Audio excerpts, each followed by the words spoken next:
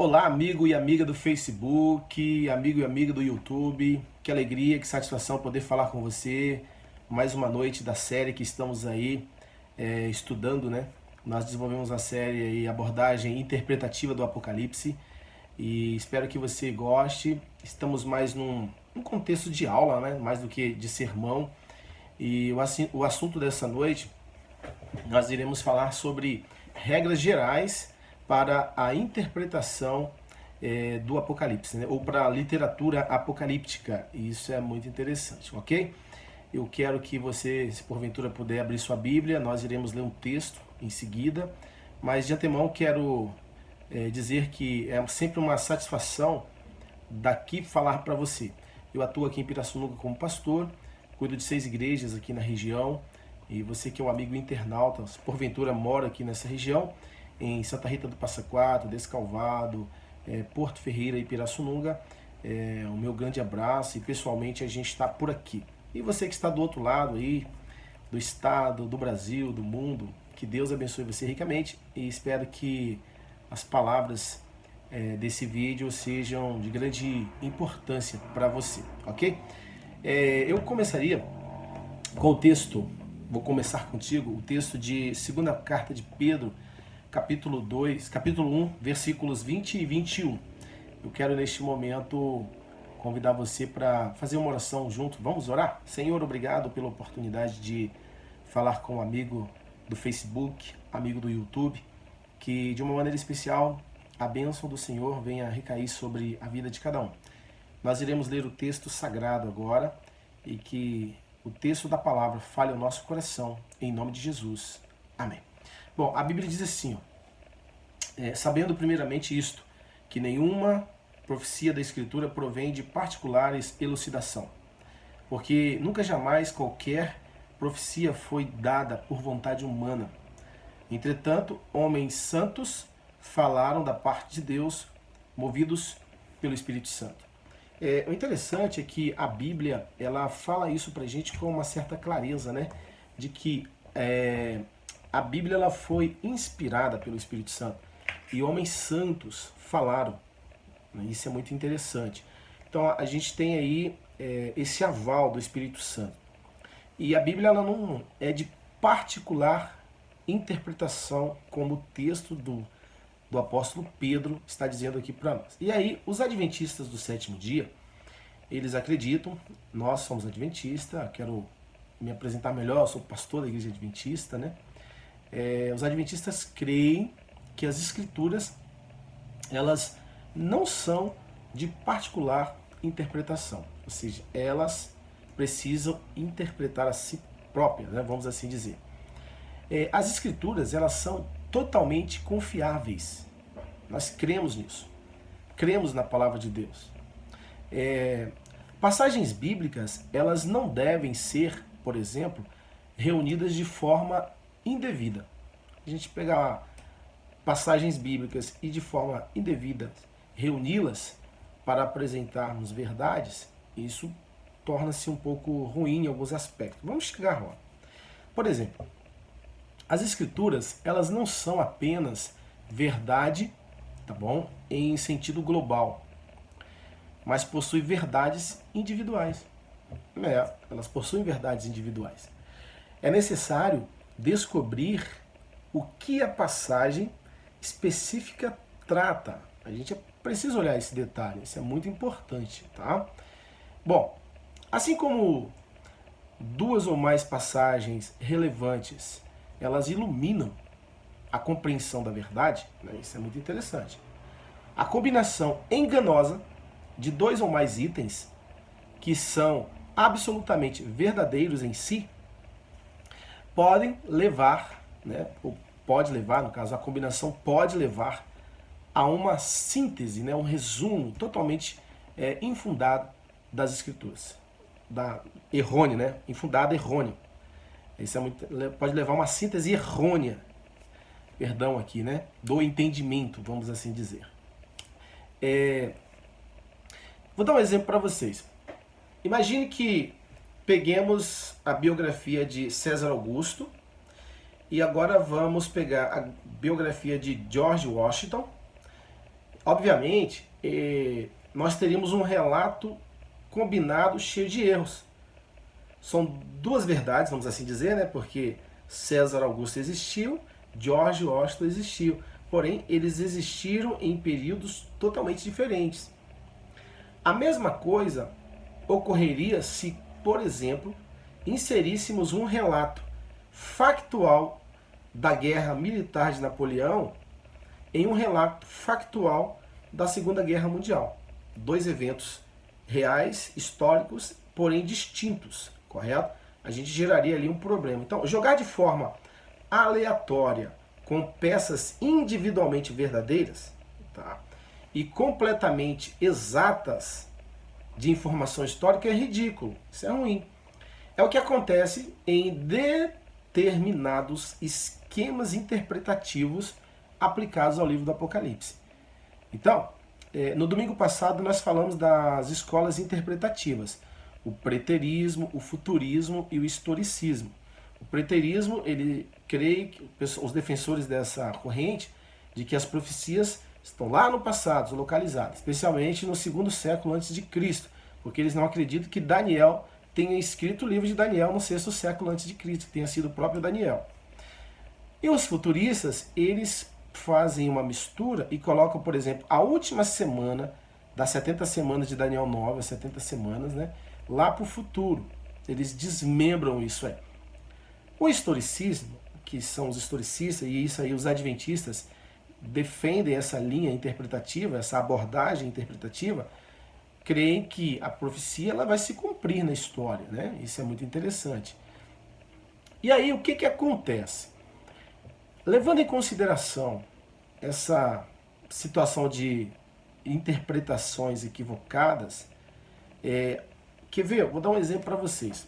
Ao nós abrirmos a Bíblia em Daniel capítulo 12, se você tiver sua Bíblia aí, por favor, abra sua Bíblia no livro de Daniel, Daniel capítulo 12, e aqui nós vamos ler um texto que ele é bem intrigante. É um texto um tanto difícil de compreensão na mente de alguns, né? Mas assim, os adventistas têm uma posição histórica acerca desse texto. Daniel capítulo 12, 11 e 12 diz assim: depois do tempo em que o sacrifício diário for tirado e posta a abominação desoladora, haverá ainda 1290 dias. Bem-aventurado o que espera e chega até 1335 dias. Bom, historicamente, a Igreja Adventista defende essa interpretação simbólica desses elementos. Esses elementos temporais aqui, 1290 dias, 1335 dias, do ponto de vista adventista, são elementos simbólicos. Porém, recentemente surgiram algumas interpretações diferentes dessa interpretação histórica da Igreja. E são dois renomados estudiosos adventistas, inclusive, que é o C. Mervyn Maxwell e S. J. Schwantz. Maxwell, ele sustenta que esses elementos que nós acabamos de ler agora estão no futuro e que não é possível estabelecer o cumprimento, ou seja, para ele está lá no futuro ainda. E Schwantz considera os dois períodos como sendo literais e também futuros, ou seja, os dois partem da abordagem futurista, porém, um literaliza, outro coloca como simbologia. De acordo com Maxwell, uma vez que não é estabelecido um evento total para o término dos 1290 dias e nenhum evento para assinalar o término dos 1335 dias, não há cumprimento, segundo a perspectiva dele. Muito bem, só que aí Schwantz, por outro lado, ele literaliza ao dizer o seguinte: parece-nos apropriado considerar os 1290 e os 1335 dias como tempos literais abrangendo este número de dias. Então ele literaliza mesmo, tá? Então, por esses elementos serem os únicos expressos em dias, uma vez que Daniel 7:25, tempo, Daniel 8:14, tardes e manhãs, e 9:24, semanas, Schwantz imagina um tempo de angústia como nunca houve por um período de 1290 dias literais que seria mais ou menos 3 anos e meio. Então, ele coloca isso lá no futuro, até de um ponto de vista dispensacionalista dos próprios futuristas que creem nisso, né, quando eles pegam aquela questão da semana da tribulação, dos 3 anos e meio, que haverá ali oportunidade para o povo judeu, dos 7 anos e tal. Então, ou seja, Schwantz acabou indo um pouco para essa linha aí interpretativa, né? Só que aí, o que acontece? O que a gente pensa? Qual é o pensamento adventista nisso aí? De acordo com o Duncan é um teólogo adventista, que ele era judeu, e ele, em sintonia com o pensamento da igreja, ele diz assim que os dois períodos cobrem aproximadamente a mesma extensão de tempo, 1.290 dias e 1.335 dias. Ambos devem ser entendidos com base no princípio dia-ano de interpretação, né? Então, assim, quando nós pegamos o princípio dia-ano de interpretação, que não é uma invenção adventista, tá? O primeiro a ver isso, a gente vai olhar, por exemplo, foi um homem chamado Joaquim de Fiore, o italiano, isso por volta de 1200 e alguma coisa. Isaac Newton ele acreditava nesse princípio. Você sabe que Isaac Newton escreveu muita ciência, muito sobre ciência, mas ele escreveu muito mais sobre Bíblia, sobre Daniel e Apocalipse, e ele tinha uma visão historicista, né, da compreensão da literatura apocalíptica. Muito bem, as palavras dessas passagens, elas são similares. Quando você pega, por exemplo, Daniel 8, 11, 12, quer ver? Olha só o que Duncan vem mostrando pra gente, e ele faz essa associação interessante. Daniel capítulo 8, versos 11 e 12, depois 11 e 31. Veja só, 11 e 12, né? Daniel capítulo 8, versículos 11 e 12. Sim, engrandeceu-se até o príncipe do exército, dele tirou o sacrifício diário e o lugar do seu santuário foi deitado abaixo. O exército lhe foi entregue com o sacrifício diário por causa das transgressões e deitou por terra a verdade, e o que fez prosperou. Depois ouvi um santo que falava e disse, aquele que falava até quando durará a visão do sacrifício diário da transgressão assoladora, visão na qual é entregue o santuário e o exército a fim de serem pisados. Então, olha só, quando ele olha aqui, e aí vai para o capítulo 11, verso 31, diz assim, ó, 11:31, dele sairão forças que profanarão o santuário, a fortaleza nossa, e tirarão o sacrifício diário, estabelecendo a abominação desoladora. Tudo se passa nesse termo abominação desoladora. Há um poder por trás disso aqui. E quando a gente pega a literatura apocalíptica, ele repete e amplia. Você vai ver Daniel, você vai ver João, eles vão repetindo e ampliando para que a gente tenha um entendimento. Se você olhar, por exemplo, o livro de Daniel, capítulo 2, você vai ver Nabucodonosor sonhando, né? Ele sonha com a estátua, se perturba, Daniel vai lá e interpreta o sonho do rei. No capítulo 7, Daniel tem a visão dos 4 animais, que nada mais é do que a repetição do sonho do rei, porém com mais detalhes. No capítulo 8, Daniel tem a visão do bode e do carneiro, que nada mais é do que uma repetição do capítulo 7, porém agora ampliando, e aí já sai de cena o reino da Babilônia. Quando você pega Daniel 2 e Daniel 7, Babilônia ainda está inclusa. Mas a partir do capítulo 8 já começa com Medo e Pérsia. Então você vê, ele vai ampliando, e assim a gente tem que partir para... A Bíblia ela precisa... O entendimento bíblico é a partir dela mesma. Por exemplo, João, quando escreveu o Apocalipse, a sua fonte de informação primária foi o Antigo Testamento. E isso precisa ficar bem claro. Tá? Então, assim, ó, os 1290 dias de Daniel 12, 11 se vincula com os 1290 dias de Daniel 12, 7. Tá? Isso é muito interessante. Porque olha só, pode olhar, quer ver? Vamos então pegar aqui, ó, Daniel 12, 11. Depois do tempo em que o sacrifício diário for tirado e posta a abominação desoladora, haverá ainda 1290 dias. Agora vamos ver o capítulo 12, verso 7. Ó. Ouvi o homem vestido de linho que estava sobre as águas do rio, quando levantou a mão direita e a esquerda do céu e jurou, por aquele que vive eternamente, que isso seria depois de um tempo, 2 tempos e metade de um tempo. E quando se acabar a destruição do poder do povo santo, essas coisas todas se cumprirão.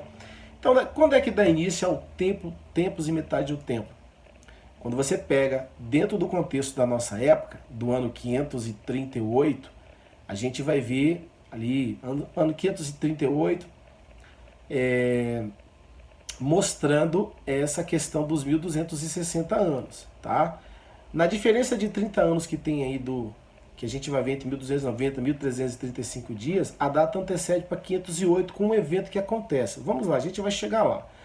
A diferença de 30 dias, né, no caso, ou 30 anos, perdão, aponta para um evento anterior, ocorrido por volta do ano 508, desculpa, tá? Quando Clovis, rei dos francos, se converteu ao catolicismo, venceu os visigodos arianos e abriu caminho para o estabelecimento da supremacia papal, sendo o ponto de partida dos 1290 dias. Então, historicamente, a Igreja Adventista entende que os 1290 dias tem como ponto de partida o ano 508, que ali ocorreu, tá bom? Quando Clovis, rei dos francos, e ele se converteu ao catolicismo. E se você pegar dentro da literatura francesa, eles dão uma ênfase muito grande para esse ano, viu? E a pessoa de Clovis também, tá? E até com uma certa gratidão, porque ele se tornou cristão e ele expulsa as tribos bárbaras arianas que estavam ali impedindo a questão ali do império, ali, vamos assim, os restantes ali do Império Romano, vamos assim dizer. E aí abre caminho para quê? Para que a igreja, né, a supremacia papal, ela começa agora a ter proeminência, né, vamos assim dizer. Já os 1235 dias tem que ver com o grande despertar na América em 1843, por ocasião do movimento milerita, quando o livro de Daniel foi grandemente estudado. Isso aqui é muito interessante porque aqui foi o período do surgimento do movimento milerita, do qual surge a Igreja Adventista. Então, os adventistas creem em fazer parte de um movimento profético e que foi de grande importância. Miller, por exemplo, ele era batista. As igrejas cristãs da época aderiram à mensagem, estavam muito mornos, eles já não tinham muita perspectiva da volta de Jesus, e o movimento milerita reacendeu, houve um reavivamento ali. Claro que eles compreenderam de forma equivocada alguma coisa ali acerca da volta de Jesus, mas eles foram insistindo e tendo assim melhores entendimento através do Espírito Santo acerca das Escrituras Sagradas. Então, o que acontece?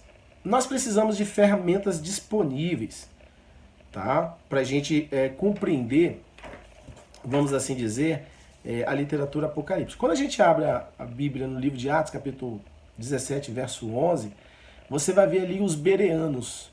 Eles são elogiados por Paulo, por eles o quê? Eles irem em busca da verdade. Eles foram chamados de nobres, por eles estudarem. Então nós temos que estudar a palavra.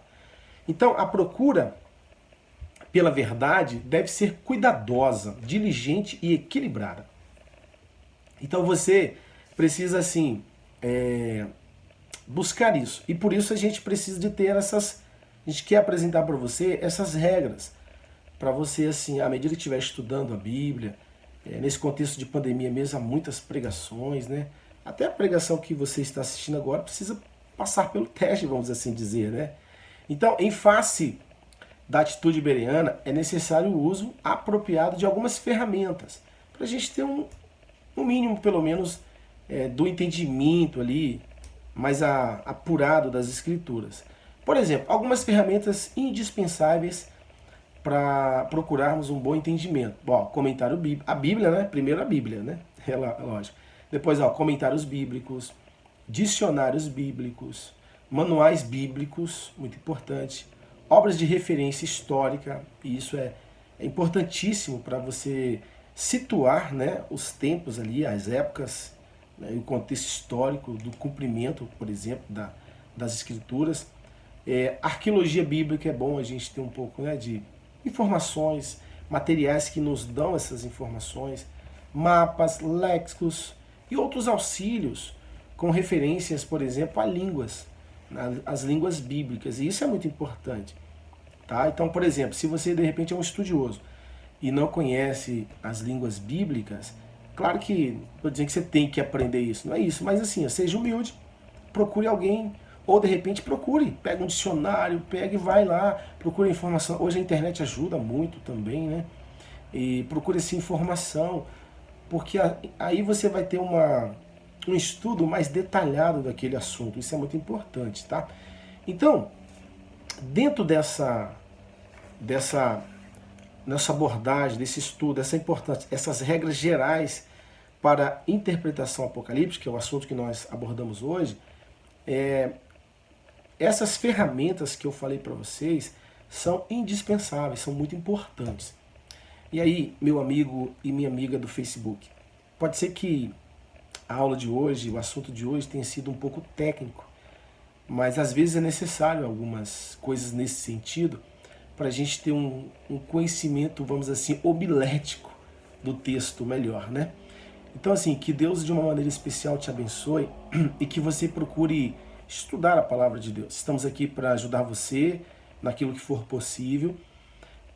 Gostaria que vocês buscassem mais a estudar as Escrituras Sagradas com oração, com humildade, com dedicação, com ferramentas disponíveis, tá? Então, hoje nós falamos sobre essas regras gerais da interpretação apocalíptica, tá? No próximo domingo, eu gostaria de abordar com vocês, nós iremos falar sobre as regras especiais para a interpretação apocalíptica. E ainda depois, mais à frente, nós teremos propósito e tema do Apocalipse. Qual foi o propósito? Qual o tema do Apocalipse? Então a gente gostaria de trabalhar essas questões. Nós não vamos entrar detalhadamente nas questões proféticas em si. Então esses domingos que estamos fazendo no mês de outubro é apenas a parte técnica, um pouco mais para você assim abrir mais um pouco a mente nesse sentido para um entendimento mais amplo, tá?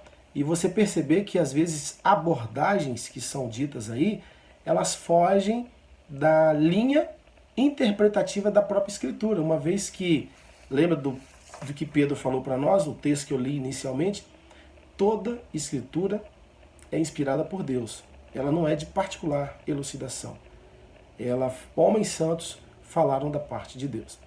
Que Deus abençoe você, que Deus toque profundamente o seu coração e que de uma maneira especial o Senhor Deus abençoe a sua vida e que você possa ter interesse, o despertar para estudar um pouco mais da literatura apocalíptica, tanto o livro de Daniel quanto o livro do Apocalipse. Um abraço, que Deus abençoe a todos vocês.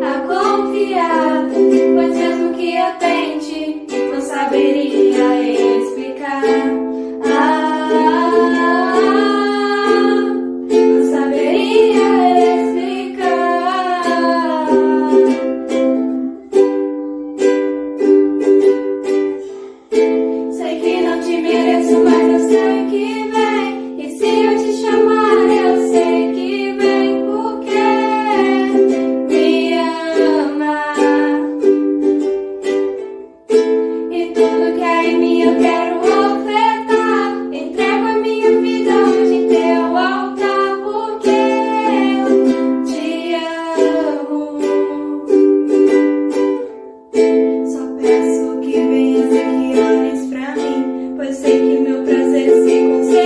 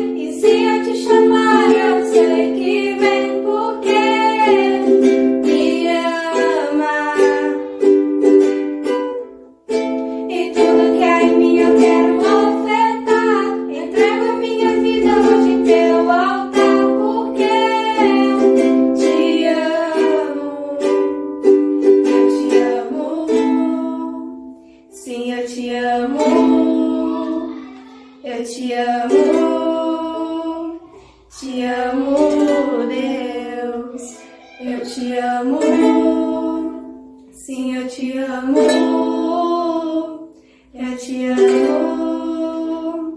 te amo, Deus.